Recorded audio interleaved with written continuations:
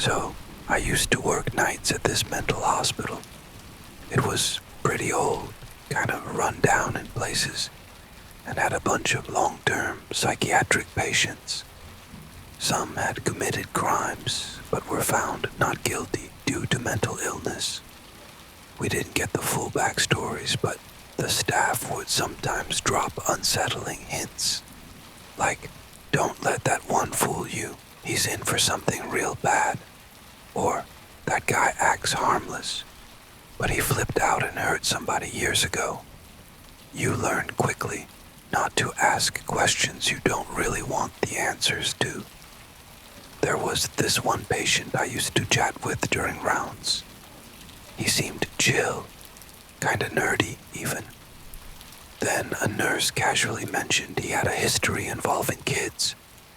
After that, I couldn't bring myself to talk to him the same way. You never really knew who was in for what. That said, most of the patients weren't dangerous, at least not when they were properly medicated. Every now and then there'd be an emergency code for a violent outburst, but it was usually under control pretty fast. Most of the time my shift was quiet, maybe too quiet. What wasn't quiet though was the hospital itself. That place creaked, groaned, and whispered to itself like it had a soul of its own, especially the basement.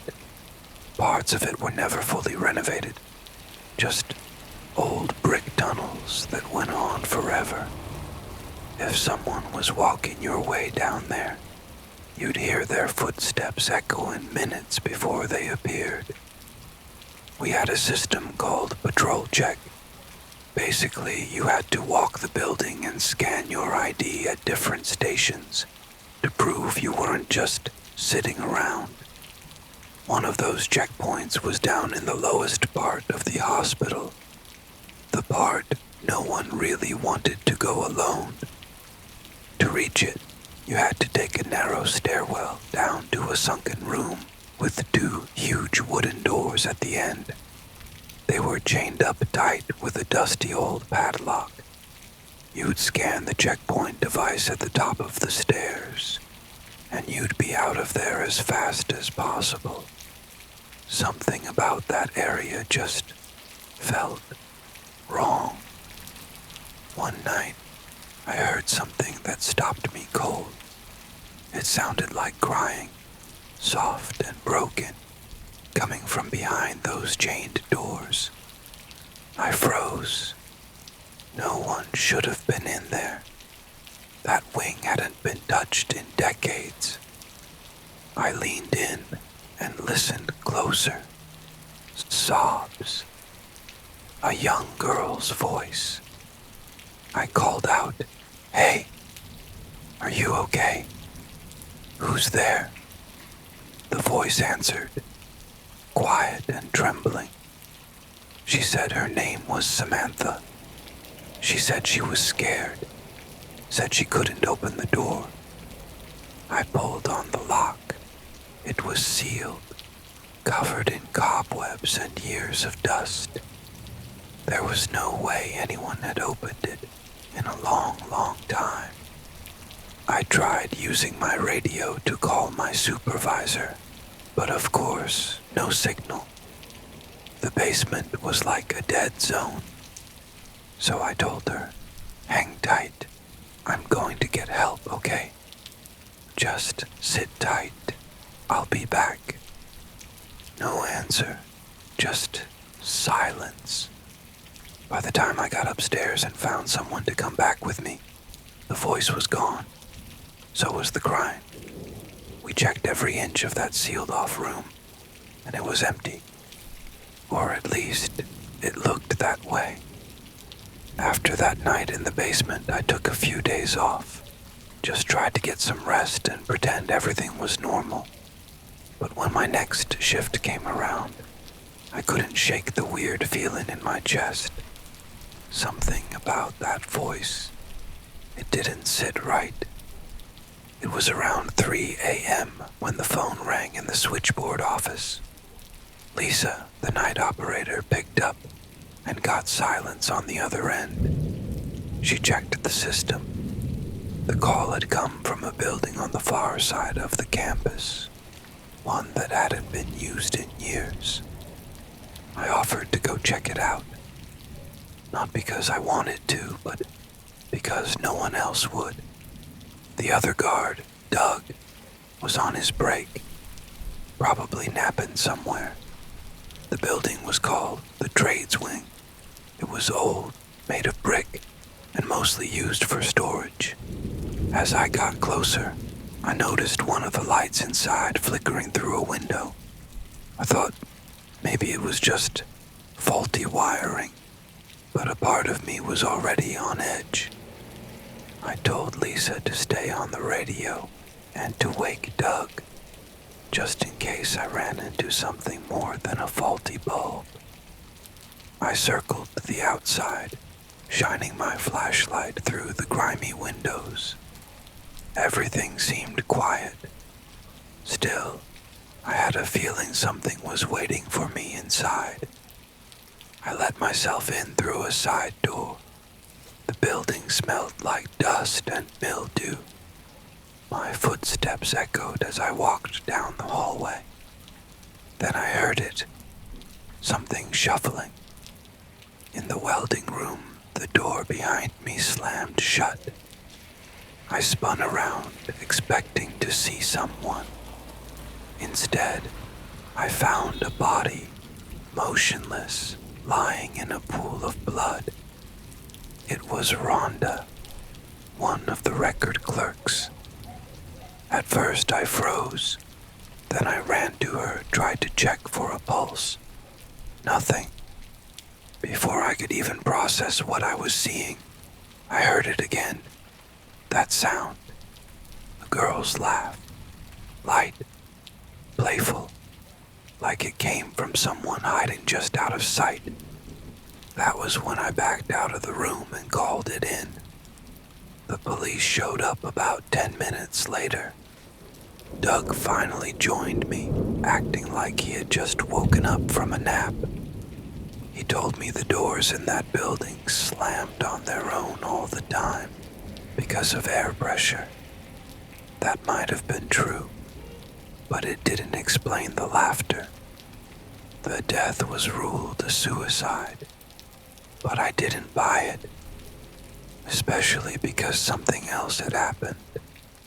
One of the patients, Sam, the one I had talked to before, had vanished.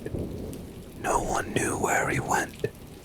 He wasn't discharged, and there was no sign of him leaving the grounds. I tried to tell the cops, but they brushed it off. Said it wasn't connected. But I knew something was off.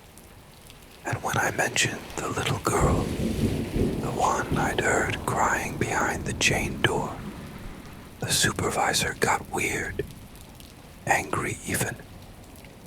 "Do you want to go down there and look for her?" he snapped. "You can take a flashlight, but I'm not coming with you." That wasn't like him. He was usually calm. That kind of reaction told me everything I needed to know. He was scared too. Later that week, I had to train a new hire, Matt. He was younger, maybe early 20s. Kind of awkward but polite. I showed him around the grounds, explaining our patrol schedule and some history of the place. When we passed the old brick building called Century Manor, he pointed at the second floor window and said, "Hey, who's the girl up there?" My blood ran cold. "What girl?" "I thought I saw a little girl looking out from that window," he said. She was standing still, just staring. "That building's been locked up for decades," I told him. "There's no way anyone's inside." We checked the doors. Every one of them was chained shut, padlocked from the outside, just like the one in the basement. Still, Matt swore he saw someone. I radioed our supervisor and asked if he had keys to the building. He didn't even answer the question, just said, "What do you want?" That was enough for me.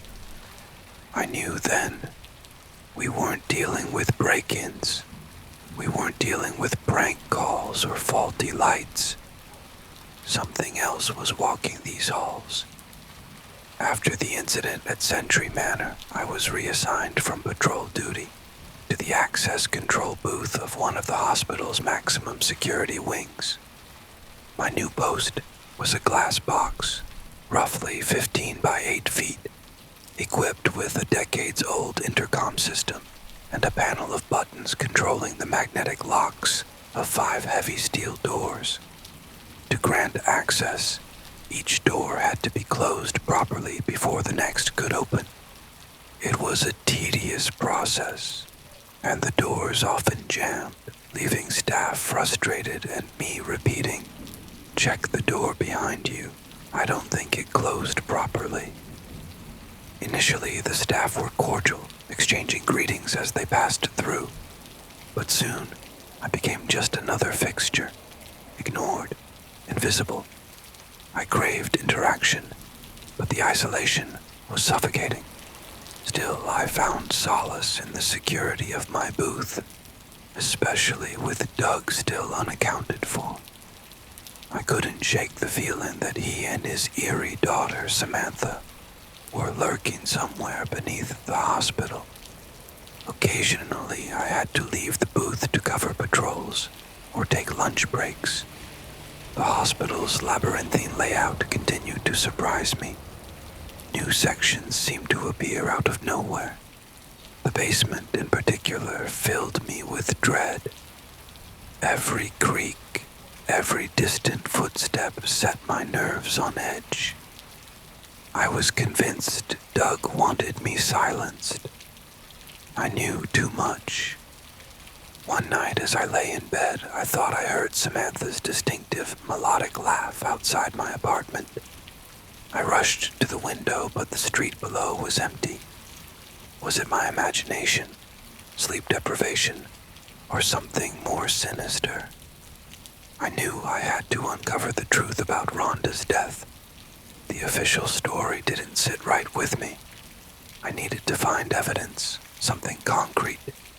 But the deeper I delved, the more blurred the lines between reality and nightmare became.